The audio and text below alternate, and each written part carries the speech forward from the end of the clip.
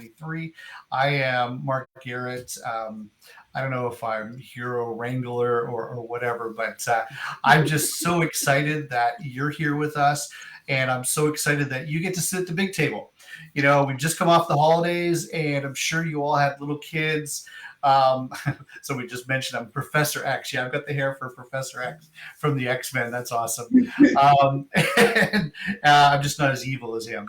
A lot more fun. But, you know, you had lots of kids sitting at the little table, at the kids' table. And for some of those kids in your family, they got to sit at the adults' table this year. And what happens when you sit at the adults' table? You get to hear conversations that the adults have, especially if you're the teenager, right? And so that's a lot of fun. And so I remember maybe 18 years ago, I got to sit at the speaker's table. I went to a conference, and all of the presenters were at a dining room table at the same restaurant I was, and I worked up the courage to go and ask if I could join them. And I had a dinner with, at the time, I thought some of the best people I'd ever met. These were the speakers that I'd paid to go see. And now I'm having dinner with them, and I'm listening to what they had to say. I didn't say anything. I just sat back and like sponged it all in. And so when we put together the Heroes program and everything, I knew that that's something that we had to have. So I want to invite you to sit back and watch, sit back, take notes.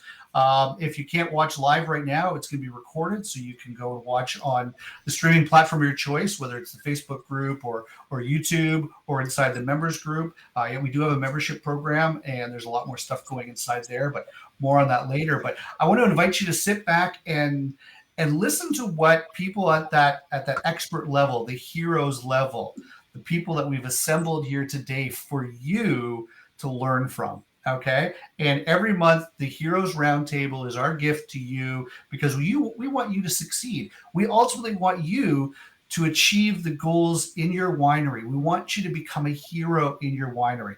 We know the winemaker, they make all the fancy wines. And we know the sommeliers and the hosts and all those people sell the stuff. But we want you to now be the hero. We want you to be the go-to person on how are sales, what's happening, what events can we promote, how do we launch this new product? We're giving you all the tools and resources for that. So with that being said, we're going to get to the intros, but let's just dive right into it real quick. And I kind of want to do an episode. The team doesn't even know about this. We're going to do an episode called Hot or Not. Okay. And so this is going to be kind of a quick roundtable here. And so I want to know what you guys think going into 23 from a TikTok. Is TikTok hot or is it not? What do y'all think? Paul, why don't you start? Yeah, it's hot. Even though this is the last year for it. I mean, that whole short form, and it's also becoming like another search engine, kind of hot. Hot. Okay, John, what do you think? Winery owner. Not. Let's roll for that shit. And that's why we're here. Jay, what do you think? Hot or not? Hot, hot, hot. And I'm not saying that because I enjoy it. And I actually make a point to not TikTok. Otherwise, I just, it's a time killer for me. But it's super, super hot because the statistics don't lie. Over a third of TikTok users make more than $100,000. This is not the platform where teenagers dance all day. That's what we think. And so we're not adopting it. And I think we're missing, there's a lot of missed opportunities. George, what do you think? Hot or not? TikTok. Very hot, very hot. And it's a great platform for very niched audiences. And if you look at wine, you can even get into like Cabernet Sauvignon. I mean, it's the ultimate niched, focused, hashtagged platform. Fantastic. Okay. Sharon, what do you think? Hot or not? TikTok. You're the Google gal. I mean, it's definitely hot, but it really just comes down to what you're marketing. I mean, so for a lot of people, though, it really is a great way to start getting themselves out there. Okay. And Scott, what do you think? You're the email man. TikTok, hot or not? Oh, where did Scott go? Did we lose Scott? Oh, Scott's frozen. I'm going to take him off. I think it's frozen. I think Scott's frozen. Where did Scott go? Hey, this is how lives work. I'm going to go on to the next one here real quick, and then I'm going to message him. Okay, so another T1. Elon Musk and Twitter. What's happening with that? Go. Who wants to jump in first there while I ping Scott? Is it still the hot or not?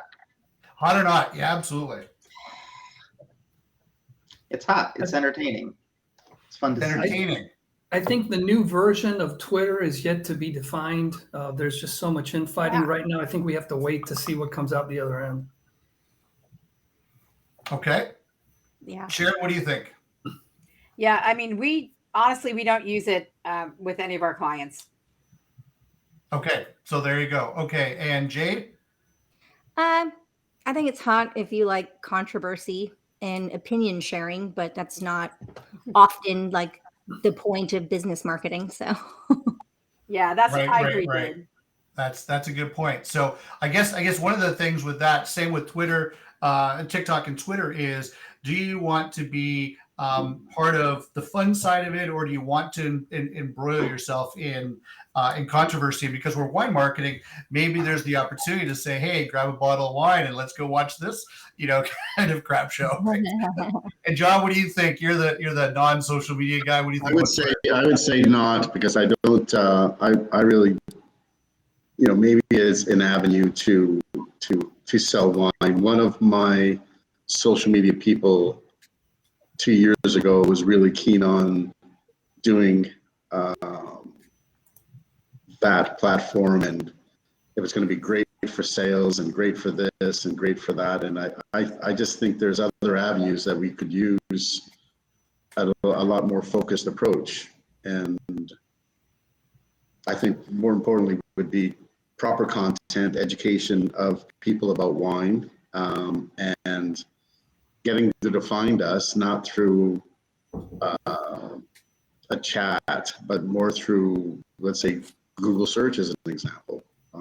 So I'm gonna come back to that one, and Jade, I think you'll have something to say about that. But I think what I heard there for a second is both TikTok and Twitter. One's kind of spiraling out of control. It'll come back maybe. One is it maybe possibly reached its end, or is it forming a new thing? I think the key point there to take away from that is that depending on your positioning, John's versus Jade's and Paul's and Sharon's, is, are you from that perspective, are you marketing properly, and is that where your audience is, and how do you want to present yourself, right? And hey, look, we got Scott back. Okay, welcome back, Scott. Sounds like your computer crashed. That's okay. That's the joy of live. We get to have some fun. Yeah, exactly. You missed the Twitter conversation, but that's okay. I'll start off with you. Hashtags, are they hot or not in 23? Yes, I do believe that they are. I think they're really important, especially for being able to search on social media, for sure. Okay, perfect. Okay, well, are we putting hashtags in emails? No. Okay, Jay, what do you think? You got totally excited about that. Yeah, I think they're very, very hot, but almost nobody uses them well or properly. Oh, say more about that. Mm-hmm. What do you mean they don't use them properly? Because there's hashtags become like a trend. So if you put, for example, hashtag blessed on something that says absolutely nothing about you or makes you searchable, because it's like LOL. Everybody says LOL. Like when I type, I end every sentence with LOL, even though I'm not laughing out loud. So if you punctuate your thoughts with hashtag blessed, that means literally everyone that's ever typed anything is also hashtag blessed and makes you zero searchable. And also, like, the trends of hashtags change really rapidly. So if you want to succeed, you're going to have to spend 15 minutes a day looking at hashtags, just typing in like your general things and see what hashtags show up, and see you'll see how fast it changes. George, Yeah, what do you think about on that hashtags? hashtag side of things, Yep. I'm sorry, Mark. On that hashtag side of things too, the other problem we see all the time is that people do not realize that they need to go out and register their hashtags. Oh, that's new. Let's put a stick in that one for a second, and let's come back to that. Okay, there's some news. George, what do you think about hashtags, buddy? Yeah, I go ditto with what Jade said. Is you really have to know how to use them, otherwise they're just noise. Well, I think everybody, if that doesn't sound like a training opportunity module that we need to pull together for everyone and do a special how to use hashtags, hashtag using hashtags. Paul, what do you think, buddy? I'm right there in alignment with Jade and Jordan and everybody else that they're good when they're used correctly. So again, to your point, Jade, if somebody's hashtag Pinot, but it's like not that wine at all, then it's like, again, you're just noise. You're taking up space and not being relevant. And John, what do you think? I've never used the hashtag. I don't really know how they work. We'll have to see on that. For me, it just sounds like another avenue, and I think it becomes almost I think it's almost like a shotgun approach to everything, and I'm more interested in a lot more rifle Right. shooting instead of the bigger Right. pictures. It must be great because we're a small winery in Niagara-on-the-Lake, and our market may be 200 kilometers around from us. Right. And that's good enough, right? That's a good enough market. We can do a wonderful job with that size market rather than going bigger and bigger and bigger. So it's interesting. So John doesn't sound like the hero from a marketing perspective, and he's not a marketing hero. John represents you. John is co-founder of DTC Wine Marketing Heroes, and everything we created here was to help John and his winery. So I'm going to go quickly around the table here. So John, if you could stand up, bump your chest a little bit, and make a quick introduction, because this is the first time that the community has met you. So just quick few words. Yeah, I'm John Hare, an owner of the Hare Wine Company here in Niagara-on-the-Lake, Ontario, Canada. We're 6 years old, and we've been struggling for 6 years on social media, understanding social media, finding the right people to help us with social media. And now we're at a point with DTC Marketing Heroes where we actually have a team, which many of them are on this call today, and to help us and help you become more successful, more targeted, more strategic in your social media. Instead of using a shotgun approach, use a more targeted approach that you can use for your winery needs and your profitability. Exactly. So I'm going to go by the way the team built out. And so I put together a call out to my community, and I said, who out in the ecosystem of the people that I know, and I know a lot, but other people know way more than I do. And everybody, when I asked the question, I need somebody to help me build out a social media strategy, specifically with Facebook ads, that is simple, that is easy, it's targeted, it's repeatable, and it achieves results. Everybody pointed me in the direction of one man, and that man is sitting on the screen right now, Mr. Paul Sokol. So Paul, if you could, just by way of a quick intro here, how do we get there? We go. By way of quick intro, if you could introduce yourself and that studio, that stage behind you, because I think you stood on that stage, didn't you? No, I want to say that this was pulled from some fashion show or something, but it's a remarkable view. It's a fun background. Well, I'm Paul Sokol. Hello, everybody, and I love. I guess we're heroes, right? So, as far as superpowers, advertising is definitely superpower, as well as customer journey automation. And I'm just a huge nerd for tech in general. And I've done superhero missions in the past with at least half this team, I think, or most of them. So that's what I'm here for. He is so understated. He's so when you look at some of the speakers, presenters, air quote gurus that are out in the marketplace today, many of them owe their thanks to this man. And the customer journey marketing automation, which we'll talk about later, the advertising strategies and everything. Paul literally wrote the book on this stuff. Do you have a copy handy that you could hold up? Probably. Yeah. And so I remember when I first met Paul, it was this. There you go, the Infusionsoft cookbook. Let me green screen it. Hold on, we'll we'll turn the virtual background off. There we go. That's the Infusionsoft cookbook, which is now called Keep. And Paul was one of the first authors to create the tools and techniques and tricks in marketing automation. And I remember when I met Paul, he was this godlike figure in our community. And when I got to meet him, he's just like the coolest dude ever. And I'm so grateful to be working with you. So Paul, thanks and welcome to the team. Yeah, it's gonna be fun. It's absolutely going to rock this out. The next person is Mr. Scott Hartley. We met Scott when we were doing some certification in email, and I'd known him from a while. We're in the same regional partnership with some of our activities that we do, and so we got to know each other. We got to working together and bouncing ideas off. And besides our haircuts, we are so alike and aligned in so many areas. But most specifically, what I love about Scott is his ability to take very difficult, complex strategies and ideas, simplify them and communicate them. But he's also just super detailed technical, just like Paul is. And so Scott, could you just kind of give a quick little history and your superpower and how people can benefit from that?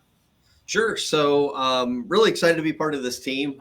Really two superpowers that I've really honed in on over the past several years. One is marketing automation.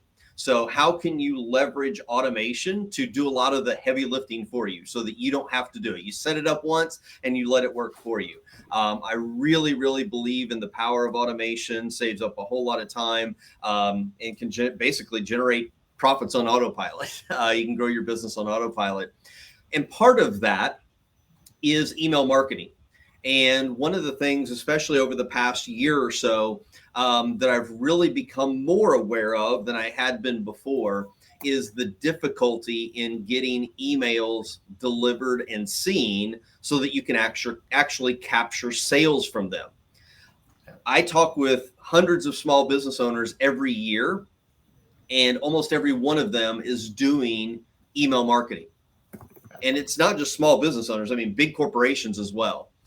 But the thing is when somebody clicks send on an email, they assume that their job is done.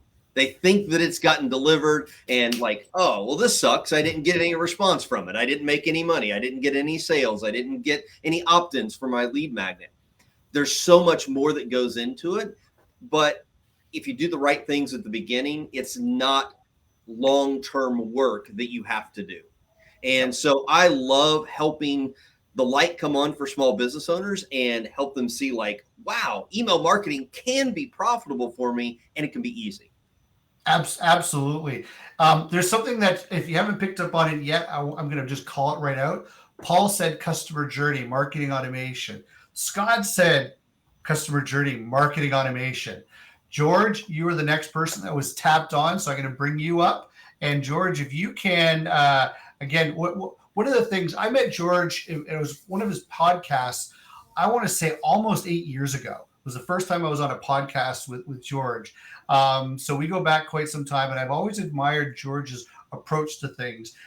He is about finding the right tool for the solution, as opposed to saying my tool has to fit your problem. And so because of that, he's come up with a lot of great solutions for a lot of great companies. And also when we started to look around for partners in the space that George plays in, and he has two superheroes, just like superpowers, just like Scott and just like Paul do, one of them really stood out. And so we're going to focus on that part of it first. But George, just by way of introduction, if you could share a few words, please. Sure. I'm in the online course membership portal community building space. And so, my superpower is how do we get people logged into something that's engaging? How do we keep people engaged with the brand? Because I come out of the Keep Infusionsoft space, I'm really tied into that technology. We integrate really well in that space. But we also have expertise in other platforms that get along, and it's not one size fits all. And then I always like to brag that I wrote the Casual Winer's Guide to Picking Wine You Love Every Time, which is why this whole idea for me just really shined, because I'm a wine drinker. I am not a wine snob. Sorry, Paul. And how do we make it so that the average person can enjoy a bottle of wine and not be intimidated by all the, the snobbiness that kind of can take over the Right. discussions? Right. And so one of the things that when George and I got talking about kind of membership stuff, and we're going to talk about that in upcoming lives, but one of the things that we looked at is, well, hold on, for social media, we need some content. And that's one of the problems that we run into with a lot of the wineries that we're talking to. John's company is no different. Trying to get somebody to sit down and write articles and get the information correct and doing it in a meaningful way that's marketing focused, that draws in people into the conversation and doesn't feel salesy. And so we kind of looked at that and said, oh, well, hold on. You've got this book. This is awesome. And you're an author and you like to write. You've got great content and you understand the customer journey and marketing automation. There's another person that's deep ingrained in this stuff. And we decided to create an entire content platform for you to be able to pick and choose from. So there's a whole program that's coming out. We will be talking about this for the first time in our channel, specifically on the content hero side. George is our key content hero, but the whole team is experts in content. But George and I have developed a really cool product around what he's done. And I'm so excited to be sharing this with you. We're starting to roll this out with John's Winery. People are interested in it, so it's quite good. So George, thanks for being on the team. I'm so glad that you're here, and I love all the contribution to date. So thank you. Thank you for lassoing me into this. Absolutely. Well, it was you're definitely the man to pick for this one. And next on the team is Jade. Now, Jade, you will get to know. Jade, everyone loves Jade, and there's a reason for it because Jade's just awesome. But what Her smile and enthusiasm is contagious. Yeah. That it is. I heard some whoops when I came on, like whoop whoop. I first met Jade as a moderator, what I thought was a moderator. She was chiming in on Facebook groups and all that stuff. And I thought she was a Keep person. I thought she was a customer marketing automation, customer journey person. And I said, well, I need somebody to help us with our Facebook group because that's not me, right? Like I can't, we all have to know our strengths and our heroes and our weaknesses. And that's one of them for me. That's a kryptonite, is managing a community on Facebook. But what I came to discover is the power of community, the power of what is possible when you set the intention. And with that, Jade, I'd like to share that with you, for you to share that with the group. What does that mean? Yeah, well, first of all, remember when Mark was like about to introduce us and he segued into this section by saying, hey, I met all these people in my communities, right? Like, if not for these amazing communities that we all share, we wouldn't know each other. We'd be in our own little silos, being good at what we do, probably, and having, impact this big. But communities create these big bubbles of overlap where people can share interests and not just have interests, but like enjoy them together. So I wanted to point out that because I was like, beautiful. He basically made my point for me. There you go. But so what I specialize in is designing engaged communities. And this is such an amazing thing. And I mean, let's talk about results for just a second. It increases your customer lifetime value. So the amount of people that come in and buy wine from you, the amount of people that come in and come to your events and stuff like that. Or if you have a membership, it means like higher retention, lower churn, right? Just long-term customers. It creates better referability because you have like a giant pool of happy promoters. And if anybody watching is in marketing, you know what I mean by the word promoter. And also like increased overall customer satisfaction. Like people return to companies and brands and products that they have like an emotional connection to. Yeah. So for you, this might be your day-to-day customers. This might, and the people that have been coming for 40 years and come to talk to the same people, they come to talk to you, right? That's a family, right? It could be your like tasting clubs. They have a shared interest, but they go and they actually end up hanging out with each other. It's not like they're just staring at you with goggles on, right? It's a family, it's an experience. So, but I will say I am also a customer journey and automation nerd at my core. And one thing I urge you to think about is that even though like everything, what I'm going to be like adding to this whole panel and chat is like the emotional side of it. And not through like copywriting or content, but physical relationships between your customers, and not just you and your brand, but you're the container for that.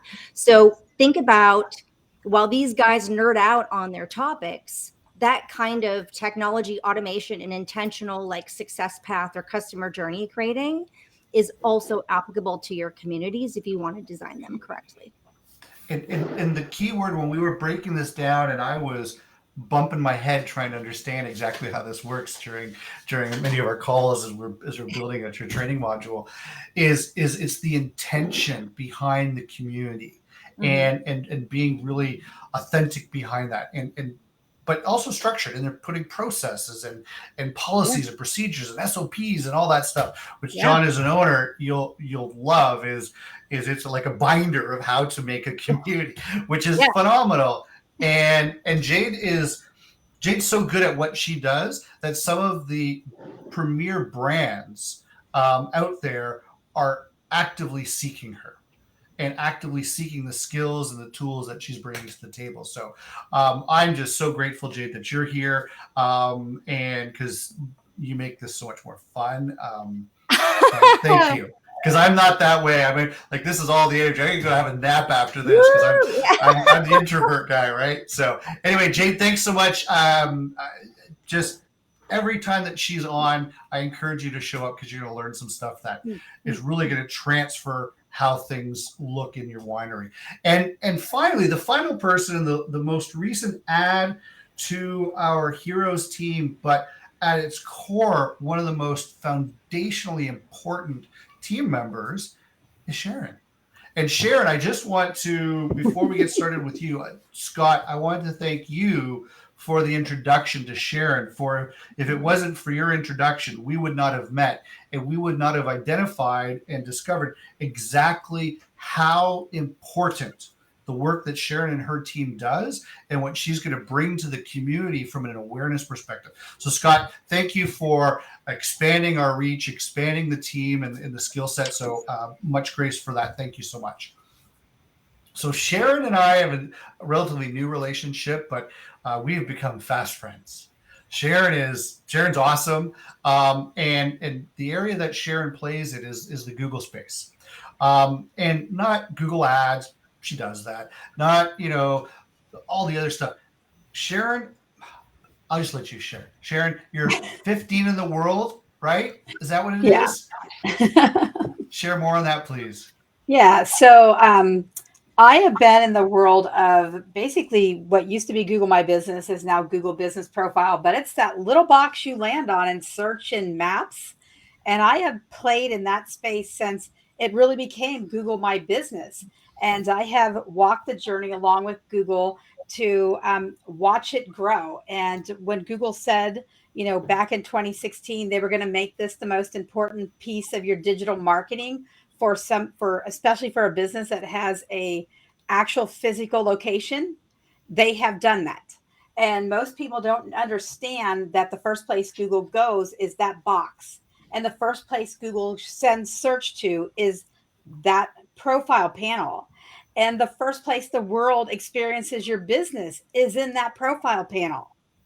And if you don't take the time to make that better than you would even think to make your website, you are losing out in search, because 96% of every search done when somebody begins to look for something goes to that panel.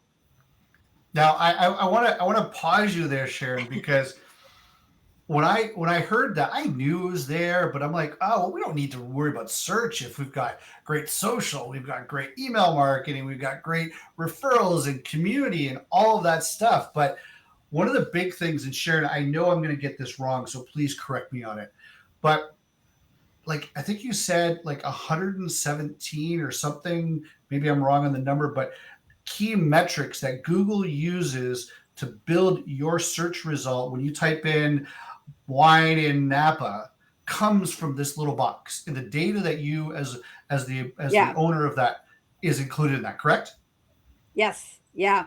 I mean, between that search panel and your website, there's over 200 different algorithms that play together in the background to bring you up in search. People, the one thing I always tell people is if somebody calls you and says, I can make you number one in search in Google, they're absolutely lying to you. Yep. Because the factors to make that happen really come down to how you put your data in and how that person has searched currently and how they've searched in the past. So, I mean, our goal is to make it as, to the point where the Google coding is on the back of your website. Everything is built out on the, that they want to see on that Google profile panel. And you're also answering all the questions. So I'm kind of like Jade in respect of most people aren't aware of the fact that between August and October of 2022, Google completely changed the main focus to their algorithm. And now everything is client based. We have to go in and understand every one of our customers' clients and how that client journey gets them to our customer. Because what most people don't understand is if you just put data out there, you're just throwing data out there. You have to understand your client's journey into you so you're talking correctly. Client so I'm journey. Like, it is 100% all about the client's journey to you and how well you understand your client. And even the top like 15 things they now want to see in your website for Google all comes around who is your client, what kind of questions and things are they doing to get to you in Google's AI, and are you answering the questions correctly so that as soon as they hit your website, they know you're the winery that they want to deal with. It's interesting as I pan out the group here, and I'm gonna pull myself down here and put Paul up there, so you guys are all up on the top here. There's three underlying messages here, and so John, I want to just go ahead. You had a comment there. Well, just to sum up what the marketing heroes are, the people that we were just talking with today. I never knew any of them except Mark, and I've known Mark for 20 some odd years now. And to a lot of your points, especially Sharon's point, at least as at the beginning, at the root of it all, is I've had, I think, 4 CEO companies that have, John, we can get you to number 1. Okay. SEO companies. John, we can do this for you. And right now, in 22, I've had 3 different people being a part of my website and cobbling it together and doing this and doing that. And then we met Sharon, and within, I think, what it was, maybe 5 minutes when we had a initial conversation. It was just an easy to understand, eye-opening discussion about what we are doing, what we think we're doing, what we're actually doing, and the business side of it, the Google business. We had some of our wines on there from 2016, 2017, just a year after we opened, and none of the people that I've had in the past helping me with my Google and my SEO and the likes had a clue. And yet they charged you like they did. Yeah, well, but at the end of the day, didn't really have a clue. And so being that naive, I'm a finance businessman, winemaker, and these are the things I don't know. That's why I like to say hashtags to me. Geez, you know what? I don't know. Jade, you had a comment that you just sent through in our chat. What was that comment? I said so common, and you could fill in the blank for Google SEO with pretty much anything any business owner needs. Like I had so many people tell me that they're going to improve my X and then they didn't. They're going to improve my X and then I didn't.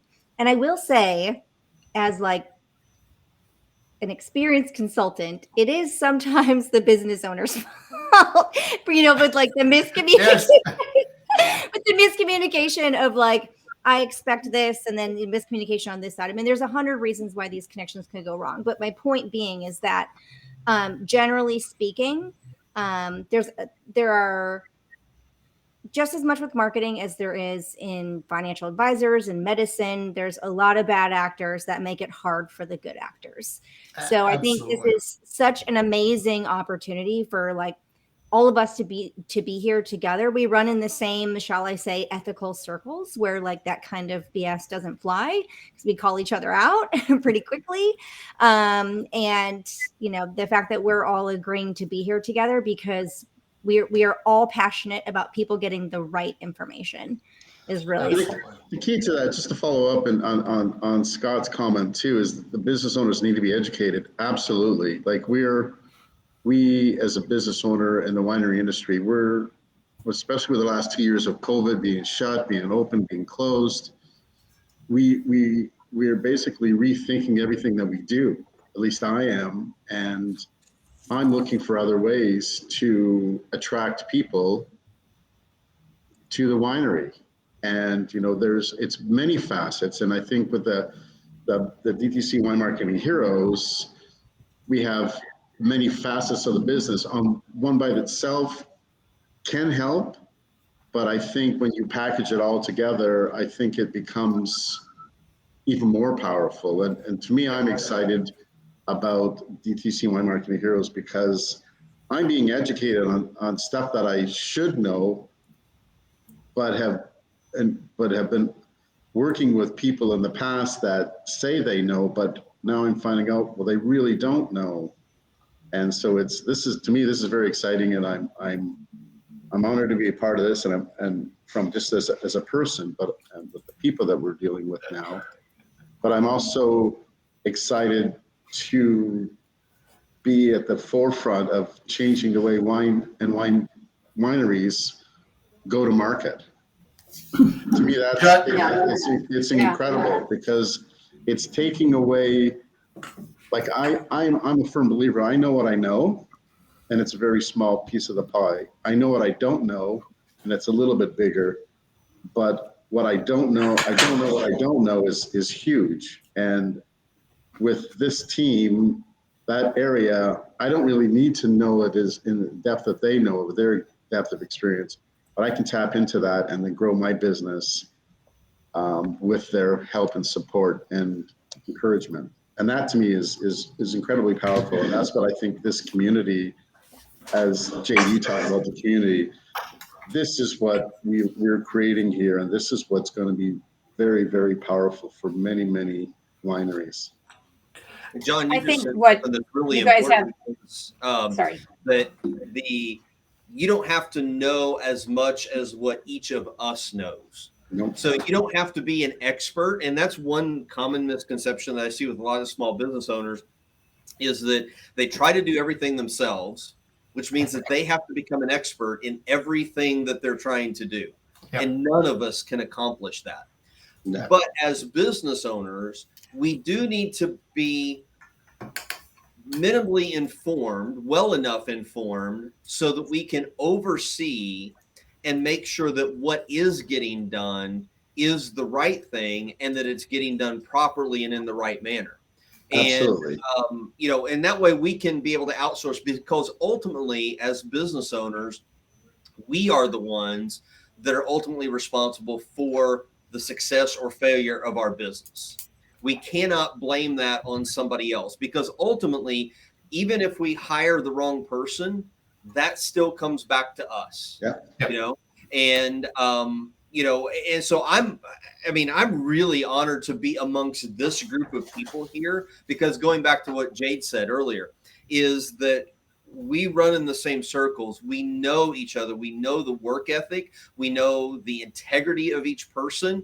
And when Mark was putting all of this together, I know that, Mark, you and I had a lot of conversations about how can we make this so that it's actually going to deliver results for each of you that choose to participate, whether it's in the whole package or in select packages. No. How is this going to get results for you? Because we all know, every single one of us on this panel, we all know businesses that constantly make investments and are losing money every single day because they've engaged the wrong person not doing the work because they aren't educated. And that's kind of that's what I love about what Mark's putting together here, is that it's kind of that hybrid mix of, if you want the education and go do it yourself, great. We're going to provide you the education that you need, and you can take it as far along as you can do that. But if you want somebody else that is able to take it off of your plate and basically do it for you, we can handle that too. But we want to make sure that you have the knowledge so that you can make sure that we're doing what we're supposed to be doing. And to me, that you can't get any better than that. And and Scott, I want to pivot on that as the last statement on this section here, because that ultimately is the overall core and arching element of this, is that we want, when this was created, it was created for John in mind. It was created for John's team in mind for two things. One, I needed to ensure that John was educated so he could make informed decisions on hiring, on team, on outsourcing, etc. And also the stuff that he didn't know. He now knows that he knows it, but he doesn't need to know all the details. Did I say that right? Sure. The other part of it is, how do we help you, the person in the field, in the trenches, at your desk, dealing with the emails, the social media, the posts, all that stuff? How do we help you be empowered with the right information, with the right tools? Ultimately, our goal as a community is that you do it yourself. We want to give you the tools and the resources so that you can do this yourself. If, however, it's growing so well and you want to outsource that, absolutely. If you want to outsource this to us or someone else on the team, or you want to bring in somebody else junior to the team, you now have the resources to hold them accountable. And if somebody leaves the team and moves on, not a problem, because there's a structure, because there's a plan, that person can just step in and carry on. And they can retake the training so that they're right back to speed, as opposed to, oh, I don't know, John, somebody quits and then we're 4 months till we find someone else to do it. And then it's the training and all that stuff, right? That's happened a few times over the last four or 5 years. I want to take a time, and I want to pivot here for a second. And so one of the things that's always great at year end, year beginning stuff is some years in review. So I have 3 questions. And so much like the hot or not, I want to just kind of do it a little bit fast sequence here. So I'm going to start with you, Jade. So here's the 3 questions. What bombed in 22? Okay, things that you figured out and trying to implement, and it just was like total failure, because we're honest and we're real, and not everything happens and not everything we do is perfect. So I want to show some real there. What was the success? Like, where did, like, a client that just totally rocked out implementing what you do and the concepts there? And then the third thing was, what was a complete blown away surprise you never saw coming, and it was like, oh my God, this is so cool. It showed up in 22 and it's going to make 23 rocking. Okay, so let's go with the bomb. What was your bomb this year? Not in drop the bomb, but what blew? My bomb, or a bomb I just see a lot? Either one, just whatever you want to share with the community. The biggest bomb I see everywhere, and when I say it, watch everyone go, oh. DM marketing. DM marketing, what's that? I know what it is, but what is DM marketing? When you get hold on. We'll have to go. I was like, come on, everybody, back me up, or start gagging or something. Gosh. What's DM marketing, Jade? When you receive private messages or direct messages from a business owner, in their attempt to, get to know you and get you to, schedule a call with them or get into their funnel of sorts. It's and I don't know, perhaps it's more pervasive in like the marketing industry, or I think it's just entrepreneurship in general. There's like this explosion of coaches and 19-year-old life coaches, and I don't know. It's just, there's a big trend of, I help you scale your business. And so like I get tons of direct messages about scaling my business. I'm like, high ticket. Yeah, high ticket items. And they're like, it's only $30,000 to join my mastermind, and they didn't even ask like if I'm ready to scale, if I've scaled already. Like zero qualifying questions. It's Do you want to scale? yeah.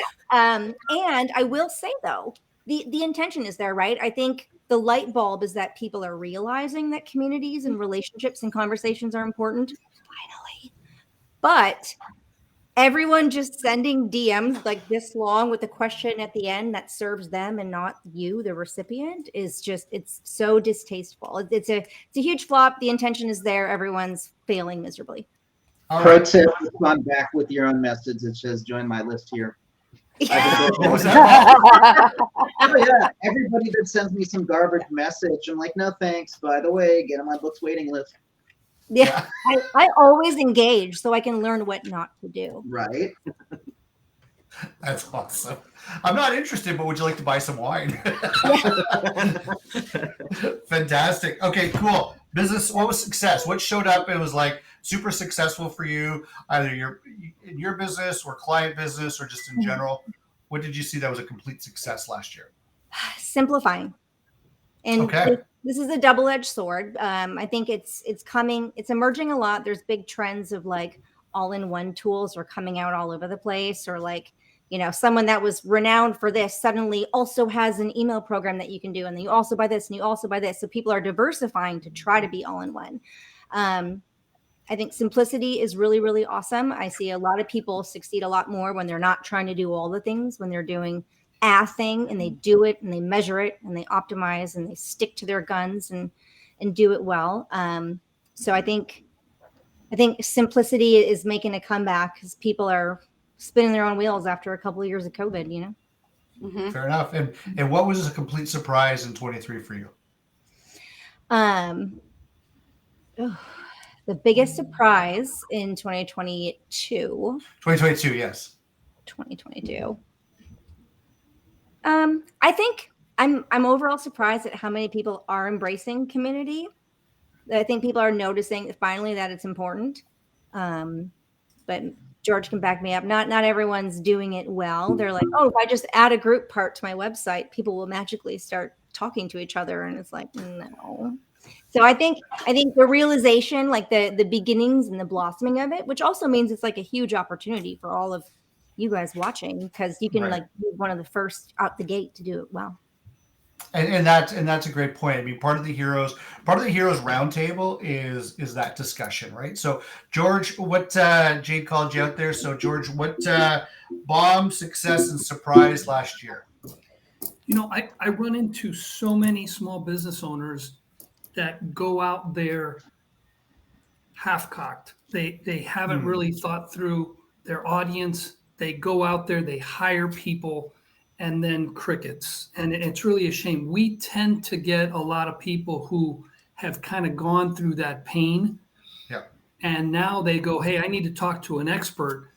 And I mean, 30-40% of my business is what I call mop-up work, where you're kind of redoing what the first guy should have done correctly. And it's really a shame. Is that all of us?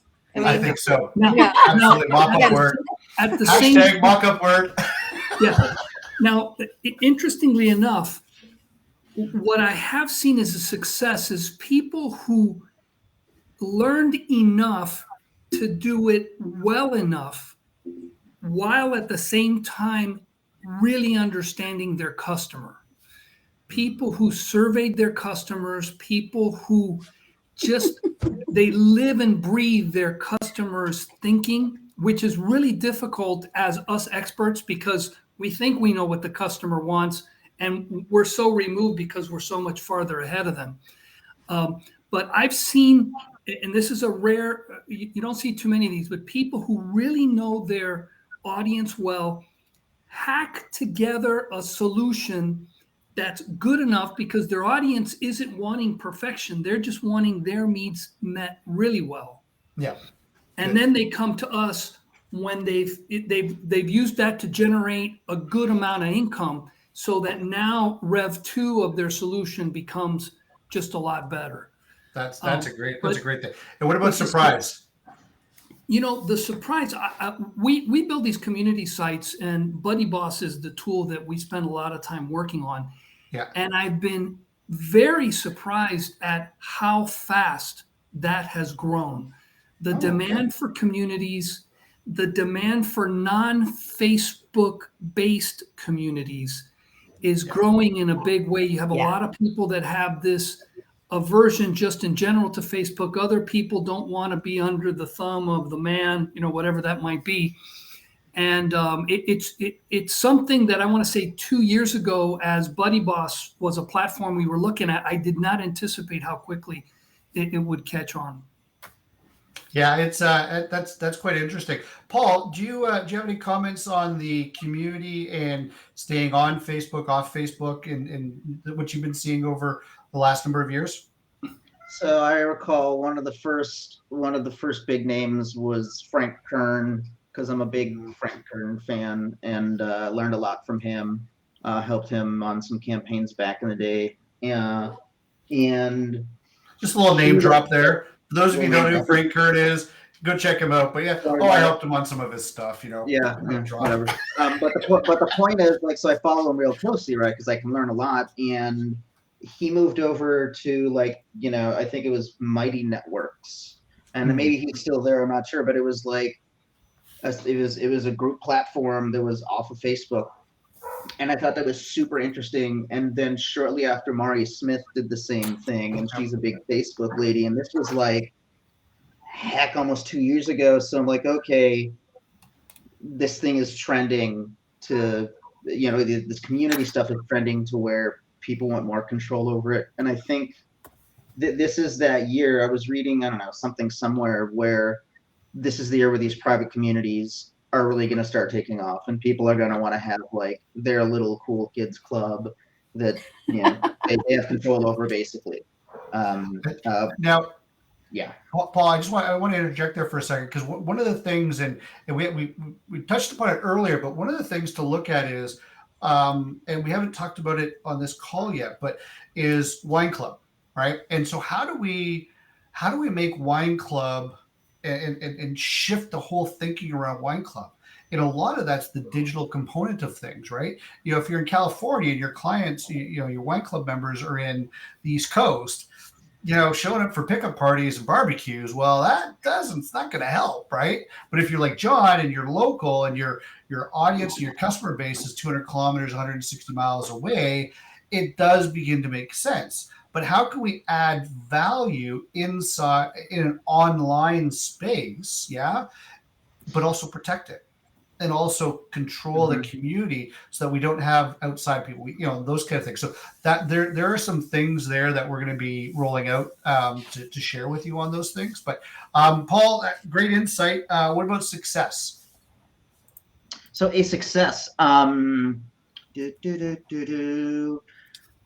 man. I would say, no, I was just trying to think of something that's relevant. I would actually say that there is a big success, kind of like what you were saying, Jade, in the simplifying and the streamlining of things, but with very clear SOPs and very clear tools. So this is how our ad planning tool works, and it's gone through a bunch of iterations to make it even better and easier for one person to plan it out, and then you turn around and hand it to somebody else, and that's all the communication. Or same thing with building an automation journey. I know Jade's helped fill in the past, modeling some stuff out, and that's kind of the idea. We make a plan, and then we're like, hey, Jade, we don't have the bandwidth to personally build this. Can you build this campaign? And well over 80%, 90%. If I was grading it as a teacher, I'd be like, this is a work, and then that's where the subtleties come out. It's oh, we forgot, we did some hand waving over this part in the plan, and so that's why it was built in this way. That's why this thing came through. And so really dialing in how you do stuff, which, Jade, I'm excited to see your community guidebook of SOPs, and I like to compare some notes. John, let me ask you a question. As an owner, as an operator, as a finance guy, an management consultant, SOPs in a winery. Do they exist? And how excited are you about that we're talking like that? That's my third point. That's the exciting part about 23 SOPs. There you go. So we're going to come back to you then, John. Paul, what was a surprise last year for you? So last year, what was surprising for me was seeing a really cool piece of website technology that it's usually aimed at like B2B, but it may work for wineries, because basically it takes your website visitors and compares it to these, to this own proprietary pool of data, and based on stuff like location and stuff it knows, it'll actually be able to tell you like, this is who's on your website. So again, that's why it's like more B2B. If I'm an industrial manufacturer, I can be sitting behind this tool, and it could be like, oh look, there's somebody from IBM on your website right now, because we know they're coming from IBM's internal, internet at this location, because we know where IBM is at publicly. Sometimes they can figure out who the exact person is. And then now, as a sales rep, I can just make outbound calls. Hey, what's going on? And it's a really styling tool, which I've never seen anything like that. So that was a huge surprise. Do you think something like that would work for licensees, where a restaurant or a hotel or something like that might be able to pull? That would be more accurate, or maybe doing something you were talking about, doing more weddings, John. Mm-hmm. If you were to have, a dedicated website just to sell the wedding piece, cool. Now you can have the event manager, event director on the website, and just if they notice someone's online, especially because you're going after consumers, you can reach out to them. Or totally. Yeah. Very cool. That's an interesting surprise. We'll have to keep an eye on that one. And so in the maybe next month, next month or two, we'll bring that forward. Sharon, how about you? Bomb, success, and surprise. Well, I think the biggest bomb is, and continues to surprise our team day after day, is it's just people who are using poor websites, and then on the back end they don't build anything out. So on top of the fact they're using like Squarespace or GoDaddy or something like that to create their website, which doesn't rank well on Google. Oh no, Wix is a little bit better. They're not in the top, they're not in the lower 4, but they're not much higher. But they don't build out their tagging on the back. You get no search engine optimization to your website if you don't build that stuff out. So you use a crappy website, you build it on your own. You think you're doing a great job. You built no meta tags and H tags out on the back, which is the coding that brings search to you through like Bing and Yelp. And then you totally avoid Google completely. So instead of your website, ranking in 90 days when you launch it, it's ranking in like 2 years. But hold on. My nephew built it. On Dreamweaver. Dreamweaver's still great. Yeah. Oh my God, that's hilarious. And that's what they're doing, dreaming. Yeah. Okay, success. Can I add something real quick? There's a common thread between all of our specialties, where like the conception to lay people, so the wineries, John, for example, the conception or like the assumption is, I'll just put good content out there. Content does not a community make. Content does not a good searchable website make. Content does not a good social media presence make. Content, does not make your email deliverable just because it was really, good content in it. All of us, everyone, just like take that assumption and like push it out. And it's so much deeper than content. Yep. Absolutely. I mean, there is a phrase, content's king. But that only works if you're doing everything around it correctly. Yeah. The king needs to protect it and stand on top of his castle. Or her castle. You actually have to know what you're saying and be good at that. But I mean, isn't that like implied if you're a good business owner, right? Like you have to, we would think. You have to know something, right? But no, my niece or my sister or my neighbor's kids doing it for me. Okay. And when I was a business consultant, I made all of my clients take 10 to 15% of their profits every single month and hand it over to me so we could create them something that can market well. I'm like, just pretend it never existed, because you got to give it to me. And when you get to the point that I don't need to spend it anymore because you're making so much money, I'll let you know. That's fun. So please, as a business owner, cut money aside for marketing. Most people think it's the first thing you cut. It is the last thing you cut. Amen. Absolutely. What was a surprise last year for you? I started doing my free Google course that people can take to just understand Google in a very elementary, simple way. And I was shocked. I mean, I had thousands of people come through my class, and every one of them was just, I mean, at the end, they were just like, this has been the most amazing thing I've ever experienced. And I never knew Google was so easy to understand. Yep. And so, I feel like that was probably my biggest thing, was just, really being able to take that moment and simplify Google for a lot of people. And we're going to be doing a winery version of that, so yeah. you'll have the same information, but we're gonna specifically target the wine industry and how we can leverage that. So that's going to be coming in Q1. So watch for that as well. There's the initial one that'll be coming, and then there's a much deeper dive if you want to nerd out and do that. But for initial people, also for owners, senior management, leadership, it's a good place for that. Scott, what you got there? What's bombed, what's succeeded, and what's surprised? So what I see is kind of like starting to bomb. So it started to bomb towards the end of 2022.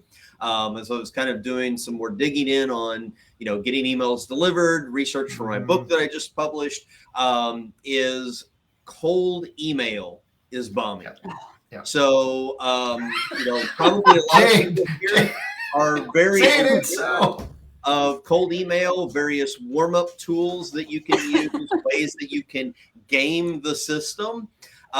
Google especially is starting to slap very hard for people who are abusing the system and using the system for ways that it was not intended. So that's a big bomb, and I think we're going to see that explode even more in 2023. Many of us share a friend. I'll just call him Evan, and many of us know Evan, and he has a great phrase for that, and he calls it diving headfirst into Lake Stupid. Yep. Yeah, those tools. Just if you see something New Year, Black Friday, or whatever, and you got this tool that says they're going to warm up your list or warm up your domains and all that stuff. Do yourself a favor. Ask for your money back. Don't do it. It's like never buy a list. Anyway, and okay, so I totally agree on that one. My point of that one is when we did an analysis, and this is where my mind blew up. Is in September, we did an analysis on 262 wineries. 4 of them had 4. 1, 2, 3, 4. Not 400, not 40. 4 had their email authentication set up correctly. Wow. And yeah, so. And I wasn't one of them. Yes, you weren't. I took care of you. Anyway, I did that analysis after I set him up. Before I got there, it was a mess. But anyway, so yeah, that's true. So Scott, what was the success in 22 and a surprise for you? Success kind of piggybacks off of what Jade had, talking about simplicity. Kind of the other side of that is focus. So once you have that simplicity, now you can focus on the things that are really important. I think as small business owners, myself especially, it's easy to get distracted. It's like, and I found this, like once I finished writing my book, I was ready to go on to the next thing. And I'm like, no, I got to promote the book. I've got to get, I got to sell it. I got to get people out there. I've got to get that information out in the world. Like, stop, focus. You've focused on getting the book done. That was hard enough in itself. Now focus on the marketing of that book and, continue down that path. Avoid the shiny object syndrome. Just really get focused. And what I found, not only for myself, but also for several of the clients that I work with, the more focused that we are, the better the results are. The faster we can get the results, the better those results are. You can look at the data, you can tweak it, you can fine tune things, but simplicity and focus, that's just like the key to success. Absolutely. And it's interesting because part of the Heroes program, part of the live sessions that we're doing is around focus. It's an opportunity for you to sit down and once a month take 90 minutes to really focus on this discussion. But then also when you sign up for any one of the various tracks, is to then have a monthly focus session specifically on that topic. So great point. Simplicity and simplified focus, I think is great. And what about a surprise? How about surprises for you? Surprise, I think there's been a lot of surprises, but I really think it kind of does go back to the whole community thing. Just how much that has really blossomed over the past year. I think with COVID, it's really put a new focus on like the importance of community. Yep. And we're looking for ways to get more out of the communities that we're in. So it's, there is that thing of Zoom fatigue, of course. And now that the world's kind of opening back up and people are looking to, to get back out and do in-person type of things. But the surprise to me was really just kind of like how much of that community is out there and what everybody's doing to capitalize on that space. Yeah, great point. I totally, absolutely see that as well. And John, I got mine too. But John, what are your 3 points? My bomb? Yeah, what's your bomb? Meaning, what was the disaster last year? Yeah, what was the disaster that you? I think the disaster. I think well, the good with the bad. I think first the good thing is that we have now been able to take our raw data and actually have data that we can manage our business with. That was a thing that was taking up at least a month, a year out of my time to, if not more, to figure out where we're going with the system that we were using. So streamlining that has been great. So now we can see where we are, what's working from a financial side of the business, and where we can focus on next, which now provides me with a month, 2 months worth of time in a year. And now the good thing that I found out is that, there is so much more that we at the Hair have not even touched the tip of the ice. We're not even a snowflake on the tip of the iceberg on what is possible with DTC Wine Marketing Heroes. And that's the exciting thing for me in 2023 for certain and beyond, because our business was up last year, even with COVID. And I think that has to do a lot with us focusing on the customer experience when they're in here and providing a wonderful experience. And our wines are good. Our staff are well-trained and fun, and it's an enjoyable time. But I think with what we're working on here, we'll be able to share that with more people, and that will bring more people into the winery. And then, so I'm really looking forward to 23. I think it's a very optimistic year. Yeah, it's and for those of you who don't know John's business, he's had 3 significant staff changeovers also in 23, and being in the 22, and also being in the ecosystem, the municipality that has the most severe lockdown in the country, in North America. We were shut down for a portion of that, and we still in the Hair did really, really well. So again, that's the thing. I got to throw mine out here. What bombed for me is something that Scott said, is focus. I get excited and I lost a little focus. It's just the way it is. But we regained focus once we sat on something. So what bombed for me was focus. The success is this. I can't tell you how powerful the conversations I'm having with wine owners, with people in the industry online about what's happening. And so from a success perspective, taking a concept and seeing it to fruition, to be able to now deliver and help you achieve your winery's goals, your personal goals, your own developmental goals, is something that I'm really excited about. And I think this is going to be great for everyone. A surprise. I think I was just naive, and I'm sorry. I'm speaking to the wine industry as a whole. I attended, and when we first started rolling this stuff out, I attended some high level, big heavy hitter webinars and presentations, and I was dumbfounded, shocked, surprised, overwhelmed at the level of unsophistication in the industry right now. I was hearing terms like, oh, well, you need to send an email blast to everyone on your list.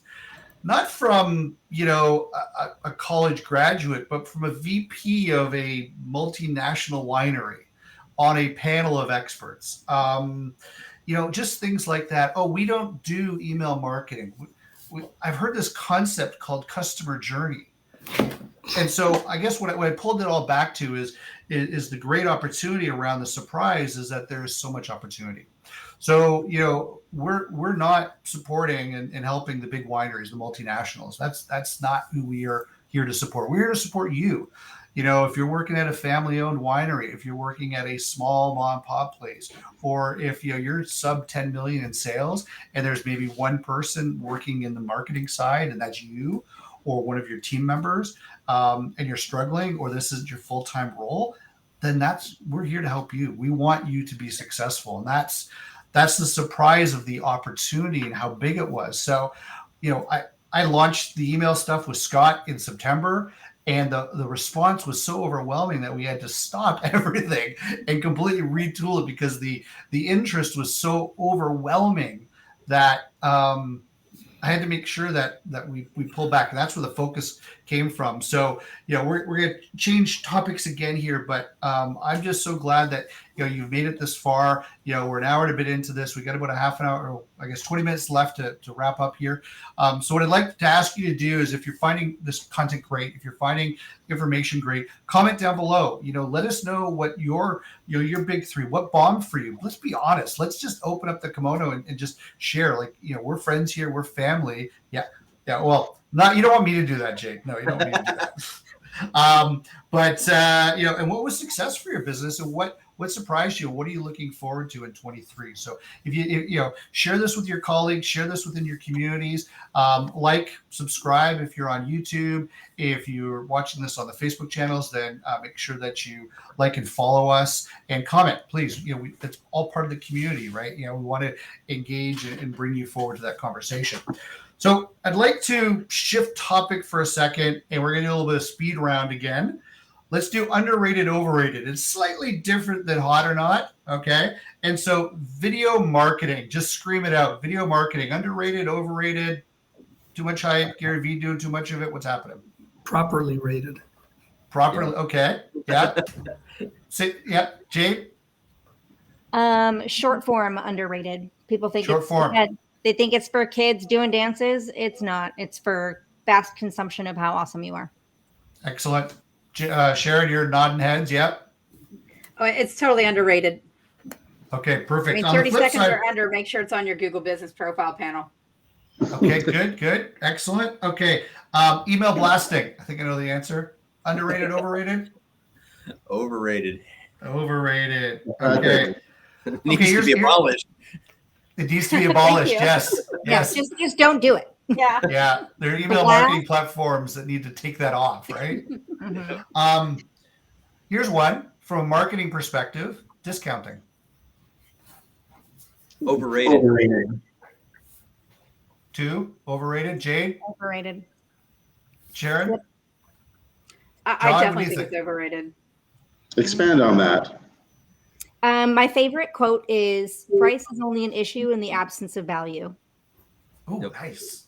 The discounting is always the go-to for most small business owners. Just like when you're writing an email, when you want somebody to do something, the go-to phrase is click here, right? And we get stuck in that pattern. And as business owners, we think that the first tool in our arsenal is to discount the price, when in actuality, there's so many more effective ways to engage people and to entice people.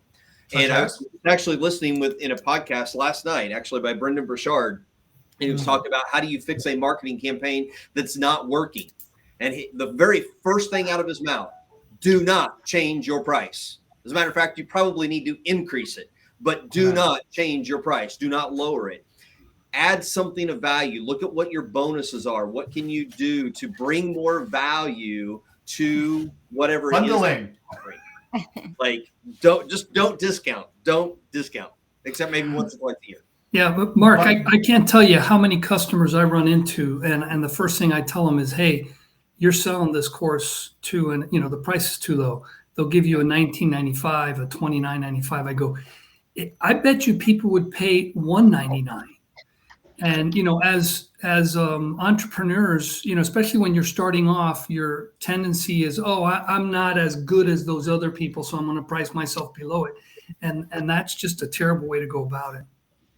Yeah, I think in the wine industry we tend to see a lot in the area of commodity. We're looking at it, how do we compete against each other? And it's also, and I learned this from John's winery, it really is about the overall experience, right? And how do you elevate that experience with all of the other stuff around that? So, okay. All right. So let's finish off with 2 points, and we're going to do this for every live, every video, everything that we do going forward. One of the things, and we've saved it to the end so that you stick around because it helps with analytics and all that great stuff, is actions. Okay. So first of all, what I want, I have 2 questions for you. Is what is your number one point of focus? Thank you, Scott. And what are you going to be doing in 23? And what action do you recommend that they do? Am I making myself clear? Focus for us? No, for the winery, for our guests watching and the people here. So so Jay, actually I gotta build this backwards.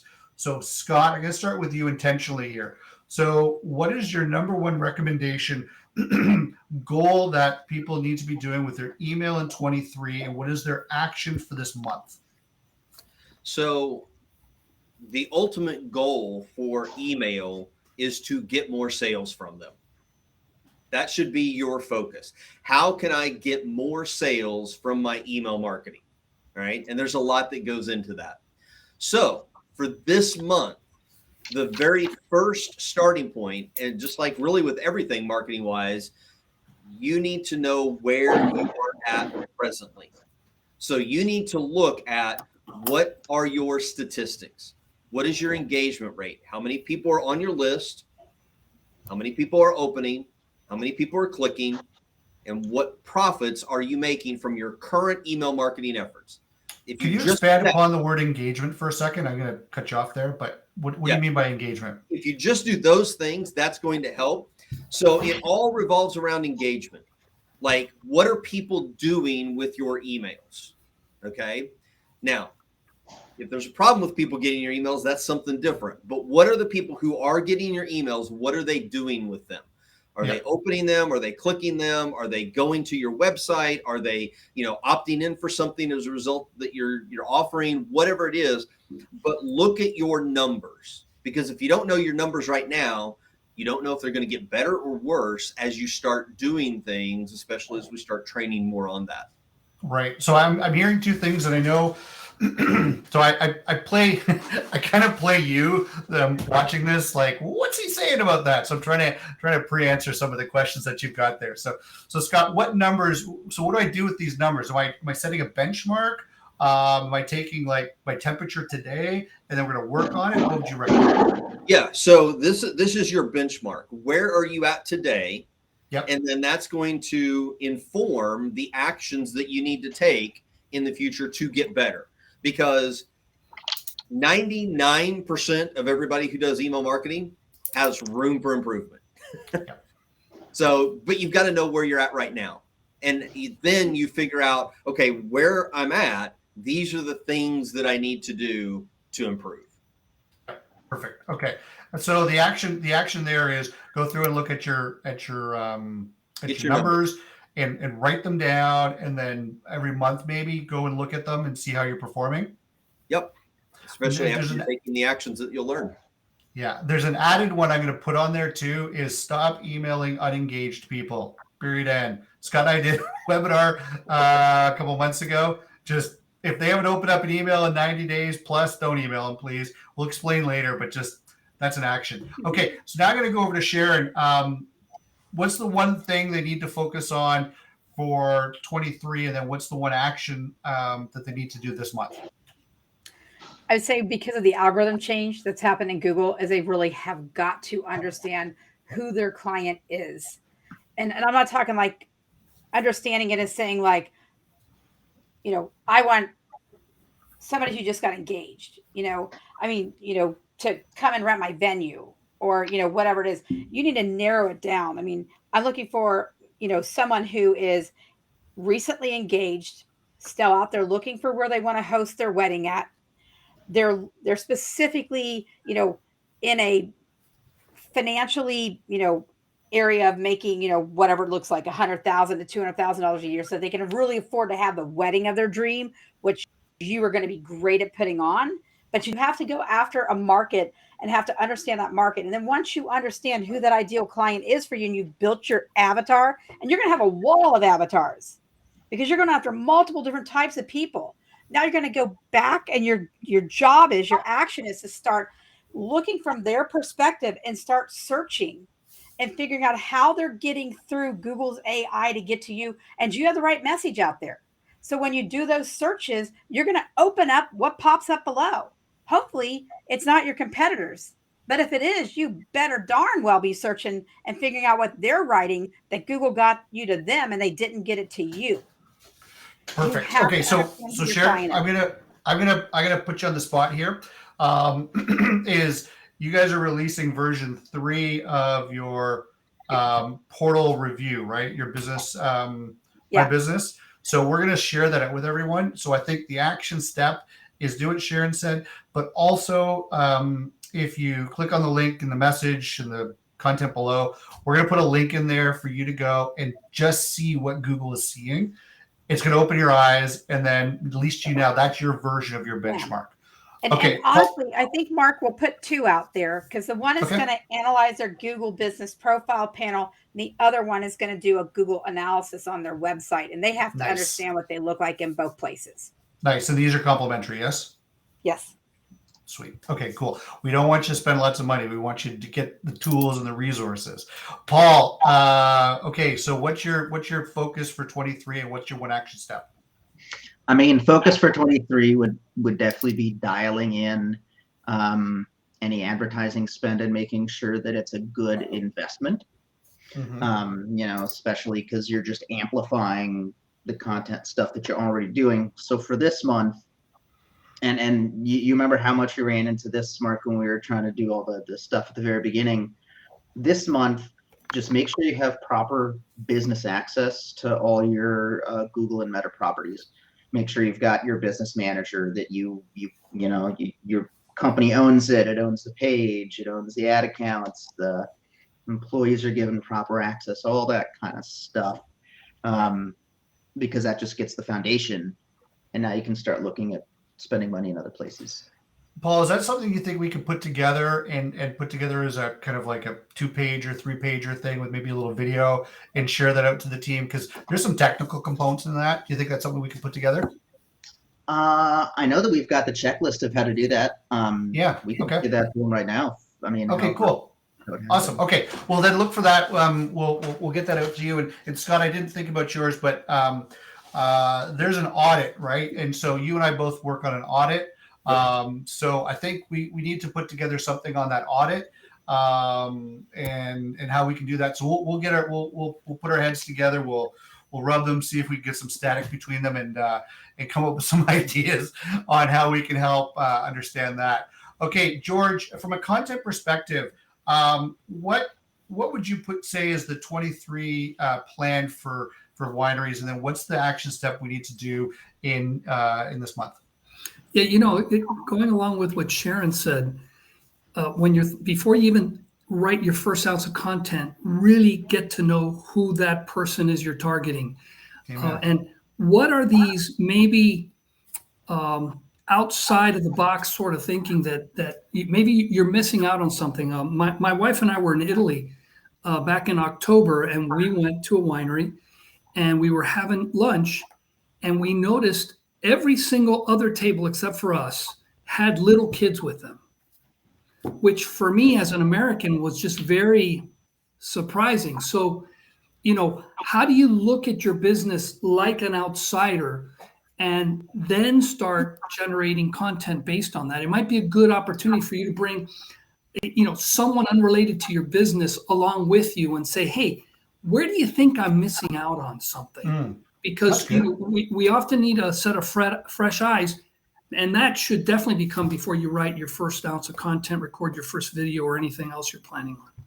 Okay, so great. So understanding, again, we go back to that customer journey. So the action there, and George, I think we can put together something. I think we all can contribute something, and maybe I'm putting us on the spot here, but I think what we'll do is we'll put together, actually, I'm just totally throwing this out here, but could you all share with me what you use to define your customer avatar? And then what we'll do is we'll consolidate that with all of the best things. We'll share that out with everyone as a tool to help you with that. So I think that's great. Jade, plan for 23 and their action step for this month. Well, like I said, I'm probably going to be the most emotionally centered of the bunch, because everyone has a very technical expertise.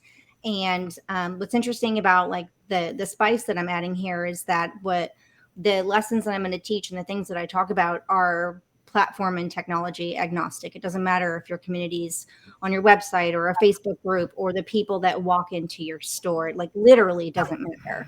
But there is a data-driven strategy to create connections that build long-lasting relationships with these people and each other and your brands. Yep. So that said, your 2023 goal is going to be to create emotional connections between not just you and your customers and prospects, but between them and themselves. Because it's quite literally the definition of a community is everyone together, right? And like Sharon said, you have to get to know them. Why do you care about them? Why should they care about you? What pains them? How do you bring them joy? And these are things that I'm sure we'll discuss on and on as the year comes and as we dig into that avatar. So here's something that you can start with right now. Get out a pen and paper, or if you're like me, that sounds nauseating, get a spreadsheet. John just got excited. Spreadsheets. Yeah. Go to your Google Chrome and type sheet.new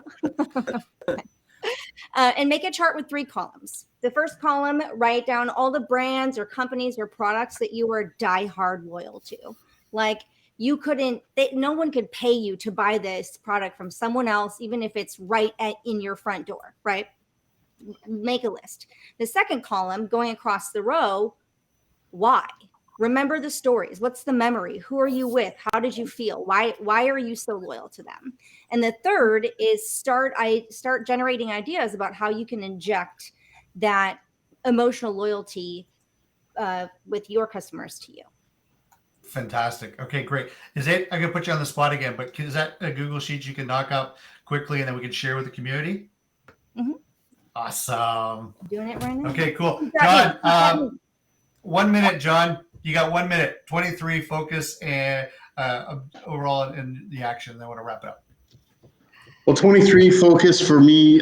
First things first out of the gate is I'm breaking off the relationship with 3 people that were looking after my SEO website content and whatever, and partnering up with Sharon and Co., which I'm really excited about. That'll give me one less thing to worry about, but still probably tons of homework to do.